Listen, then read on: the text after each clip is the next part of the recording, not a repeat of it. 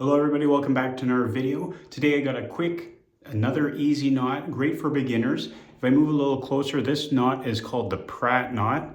Great knot, it's only 3 steps. Let me take this down and we'll get started. All right, so I got the smaller end on my right shoulder, bigger end on my left, and if you notice, the actual seam of the tie is going to be pointing out. It's been a while since I tied one of these, but these end up looking pretty cool. Anyways, I got the smaller end. It's resting right at my belly button. Yeah, that's to compensate so it actually sits at my belt line. What I want to do is I'm just going to move the bigger end into the center and I'm going to cross the smaller end over.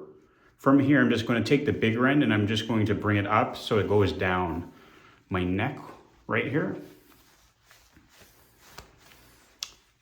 You'll have this little cross. And then, like I said, very easy. We're taking the bigger end. We're going to go across. And then you could probably see where we're going with this. I'm going to put my finger here just to hold on to it. And I'm going to bring the bigger end up right here. I'm going to bring it up. And then I'm going to finish by going down this cross right here. Perfect.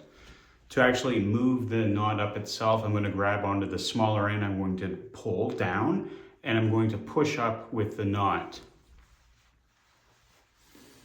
Bring that right up to the collar. And guess what? There we go. Pratt knot for you. Little how to tie video. Like I said, great beginner knot for those people learning to sort of expand their arsenal of tie knots. So don't forget to subscribe and like for more videos. Thanks for watching.